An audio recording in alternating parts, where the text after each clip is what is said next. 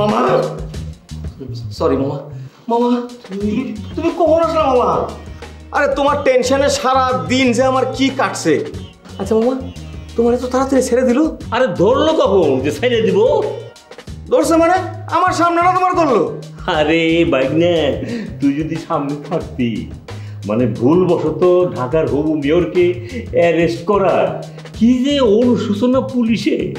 OC সাহেবের sorry sorry কইতে কইতে আর মুখ তো ব্যথা হয়ে গেল বা। শেষ পর্যন্ত চা নাস্তা বিস্কুট কত কি খাওয়ায় ওসি সাহেব কি কইল জানোস? এইবার ইলেকশনে তার ভোটটা আমারই দিব।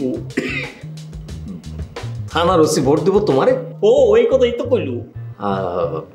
যাজ্ঞা মামা শোনো, আমি তোমার একটা রিকোয়েস্ট করি। এখন কোনো রিকোয়েস্ট ফিকোয়েস্ট করবি না, ইলেকশন শেষ হয় তারপরে তোর রিকোয়েস্ট শুনবো। এই দেখ দেখ, এখন থেকে ইলেকশনের দিন পর্যন্ত কোথায় কি লাগবো, কত টাকা বাজেট করতে হবে, এই দিনে বসে বসে আমি খালি এইসব লিখতেছি। তুই তো আমার সাহায্যই করস না।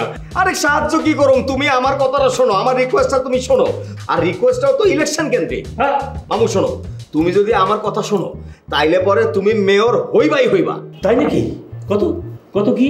হ্যাঁ এই যে মামা তুমি ইলেকশন করতে যাইতেছো, তুমি যে মেয়র পদপ্রার্থী হিসেবে একজন যোগ্য প্রার্থী, সেটা কি ঢাকা শহরবাসী জানে? হ্যাঁ জানে না, কারণ ঢাকা শহরটা তো ছোট না, ঢাকা শহরটা অনেক বড় এবং এত অল্প সময়ে পুরো ঢাকাবাসীরে এটা জানানো সম্ভব না। আর তোমার সম্পর্কে যদি ঢাকাবাসী না জানে তাইলে তো মনে করো যে তুমি হ্যাঁ এত ব্যাখ্যা দিস না, আসল কথাটা কো, মূল কথাটা কো।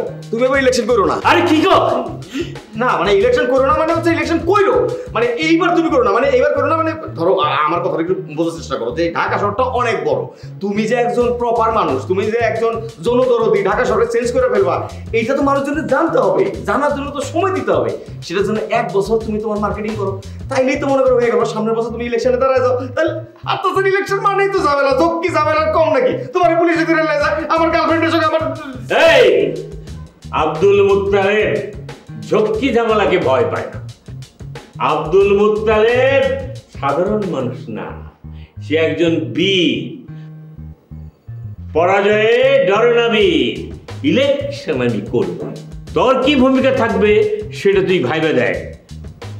ভীরু কাপুরুষের মতো তুই পিছনে পিছনে থাকবি না বীরের মতো সামনে অগ্রসর হবি, এটা তুই ভাব। আমি তোর 1 ঘন্টা সময় দিলাম।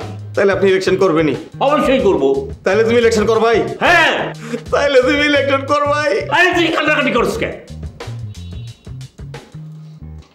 ওর ভাব কি হঠাৎ এরকম 2 রকম কথাবার্তা কইতেছে? হ্যাঁ কাইলো আমারে কইলো মামা চলো ইলেকশন করি, আজকে আবার কই ইলেকশন কইরো না। ওর ভিতরে কি কোনো আবার পলিটিক্স দেখা দিচ্ছে নাকি?